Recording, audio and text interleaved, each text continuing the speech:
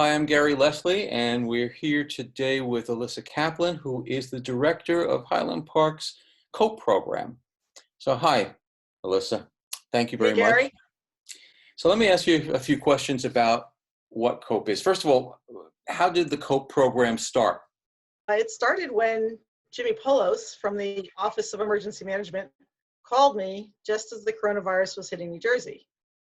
So government agencies are getting an idea of how bad this could be.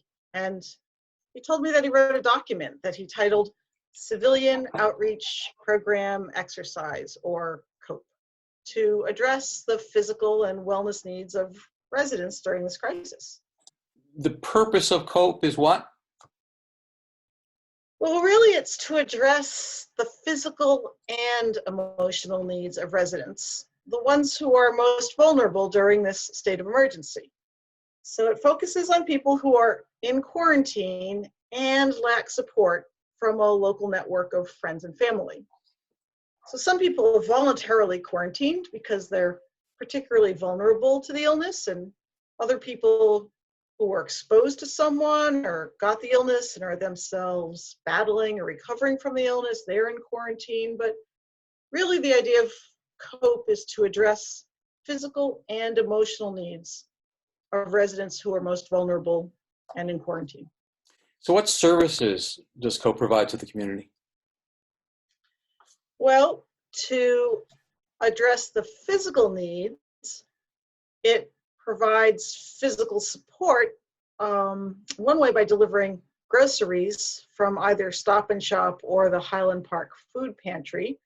Another way it addresses physical needs is if a resident has some kind of safety equipment needs, such as transporting a broken hearing aid to a local audiologist for repair, or picking up a pair of eyeglasses from an optician if someone has broken their glasses.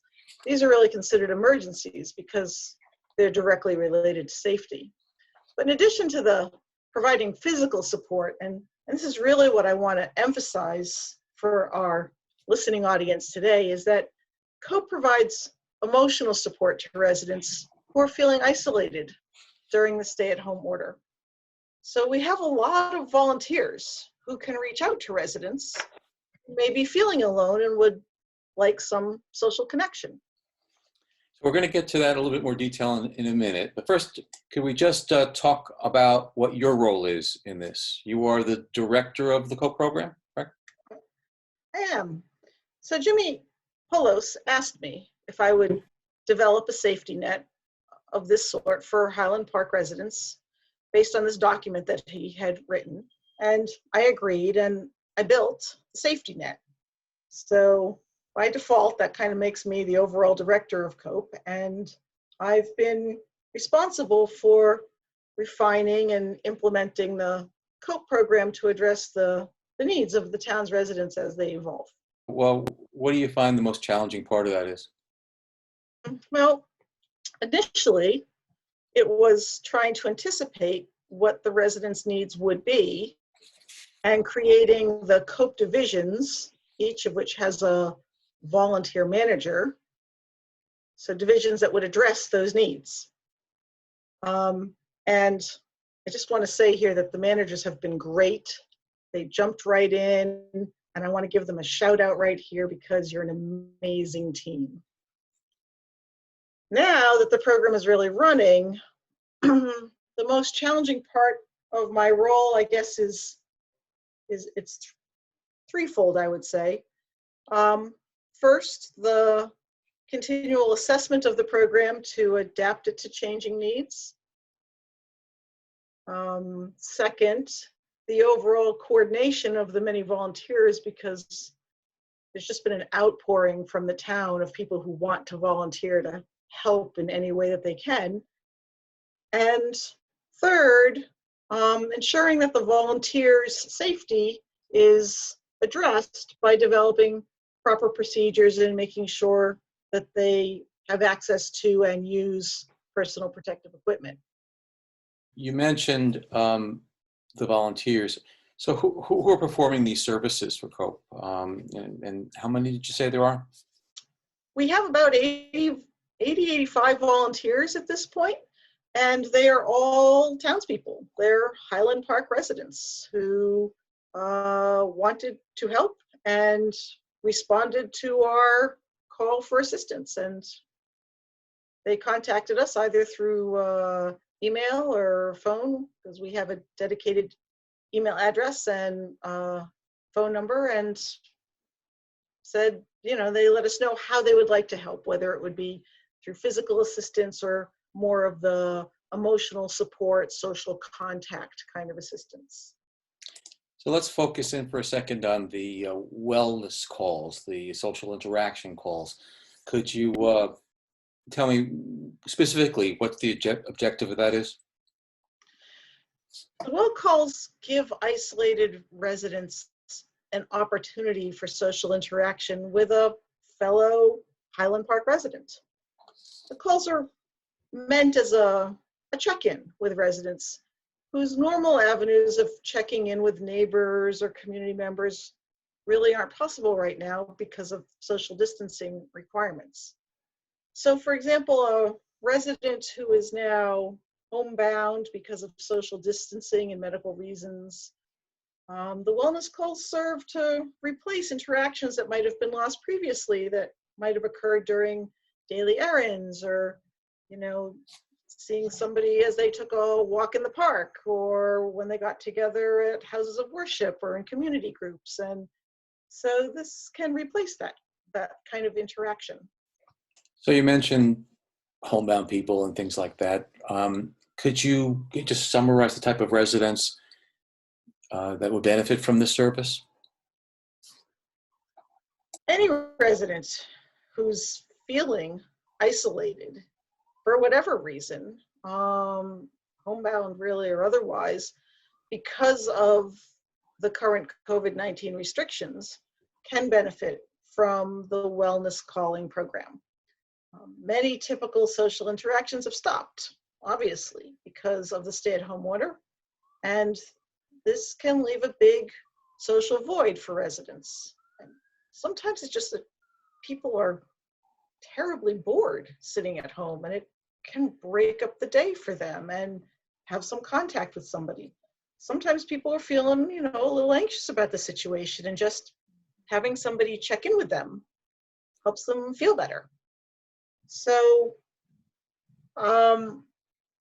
that's really who would benefit from it. Though I'd also like to mention that the volunteers who make the wellness calls benefit too, because they get to know a neighbor who they wouldn't have known otherwise. So everybody wins. You mentioned the volunteers that perform this.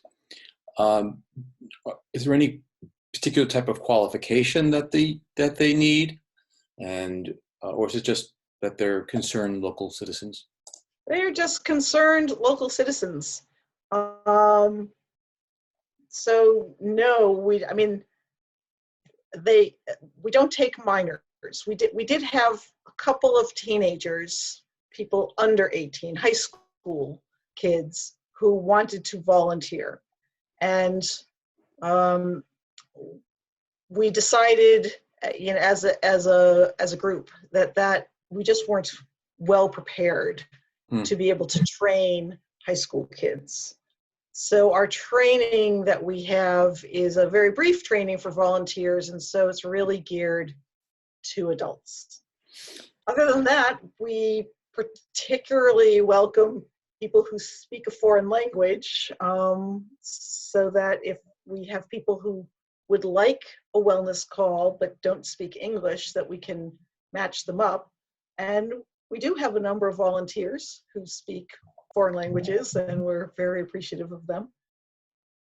Can you give me an example of what kinds of conversations, what sort of things are discussed on these calls? Is it just typical conversation things?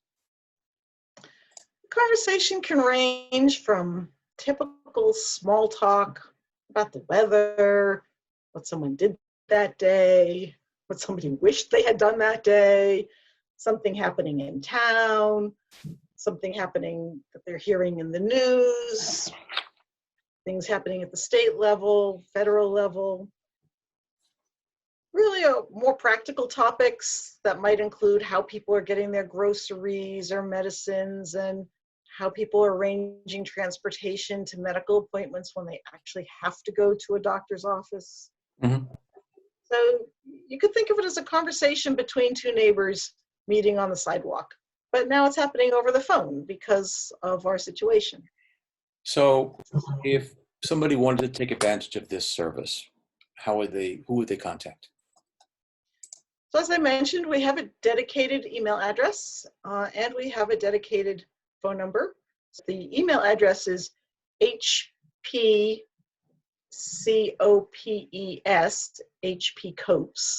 at hpborough, which is boro.com. And the phone number is 732-819-0052. Okay, and if somebody feels like this is something they'd like to volunteer to help to do they have the same contact numbers? Same contact numbers, same way to contact whether you want to volunteer or whether you'd like to be matched up with a volunteer. We call them our volunteer buddies, whether there are shopping buddies for people who want some help getting their groceries or wellness buddies. We try and connect people one-on-one so that they can get to know each other. So that way it's not a new person. You don't have a new volunteer helping you out every week. Hopefully there's continuity and people can get to know each other. Well, thank you very much, Elissa, and good luck. And thank you very much for the service, by the way. And thank you very much for doing this interview. Thank you. And thank you, Gary. It's been a pleasure talking to you. Hi, welcome back. We're with Emily Tannenbaum now, who is the manager of the Wellness Calling program. Did I get that correct? Yes, that's correct. So welcome, thank you for doing this. So I wanted to ask you a few more questions about this Wellness Calling program. Could you just give a high-level description of what the purpose is? Sure. It's a program that's offered by COPE in Highland Park, and it's to match volunteers up with Highland Park residents who, for whatever reason, could use a wellness call during this COVID-19 lockdown time. So what that means, a wellness call would be, they'd be matched with a volunteer who would be what we call their wellness buddy. And that buddy, and then they would speak on the phone regularly. And it's a way to kind of replace some of the social interaction that has been lost due to the lockdown. For example, if there's a senior who is homebound because of the lockdown and maybe they're considered vulnerable and they really do need to avoid going out, they're missing out on all the social interactions that they would normally get at their place of worship, or even just going to Rite Aid and Stop and Shop. Even those consist of social interactions. So by having a wellness call with a local resident who's essentially your neighbor, it's a way to kind of fill that gap of social interactions that are missing. And it also serves as just a check-in with a resident who might be isolated. Now, we were chatting before we started recording this, and basically said that there are other services that this COPE program provides, including services to get groceries for people who can't get out for themselves. And to some extent, that's a sort of a social wellness call in and of itself. But this is to augment that? Right. So I think one of the most subscribed programs in COPE is the grocery delivery program. The wellness calling program is as a smaller group of people who are receiving that service. And I think there are some people who maybe they don't need groceries. Maybe they're getting internet delivery through internet, through Peapod or some service like that. But they could still use a regular phone call from a neighbor just to check in and chat. Would it be, and when you say regular, would it be just, they would arrange between themselves, like maybe call every week or something like that? It could be every few days, every week, depending on how the pairing is working and the needs of the resident. So how did you get involved with this to begin with? When the COPE program was ramping up, they sent out a call for volunteers, I believe to everyone in the borough. And I responded, and part of the call for volunteers was when you respond, you were asked to list any specific skills you may have. So I personally have background in project management. So I put one of my skills down as being able to organize a program and just general management. So as a project manager, my first question is, if there are volunteers that are interested, who should they call? Who should they email? The email is hpcopes, C-O-P-E-S, @hpborough.com. And I'm sure that if people have questions about, what the commitment would be and things like that, they could, and what the requirements would be, they could discuss that via email or through phone. Sure. Yep. And when you volunteer, you can say, I'm available for wellness calling, but not for grocery delivery, or I'm available for grocery deliveries, but not for wellness calling. Whatever you're available for, you'd be matched to. Now, the people who may want to avail themselves of this service, if they hear this message, they should call that same number or email that same email number. address. Yep. Okay, well, so, how long have you been, how long has it been since you started this program? I think since, I don't have the good date off the top of my head. I'm guessing mid-March, but I'd have to check. Is there anything else that we haven't spoken about that you want, a message you want to get out about the program? I think an important message is that to Highland Park residents, if you are isolated, maybe you have family who's living out of town and you haven't been able to see any friends or family since the lockdown, call the COPES program and get a wellness buddy. We have a long list of your neighbors, basically, who are eager to talk on the phone and get to know a new Highland Park resident and just check in regularly until this lockdown ends. Well, that's great. Well, thank you for talking with us, and thank you very much for performing this service, because it's great, and I really appreciate it. You're welcome. Thanks, Emily.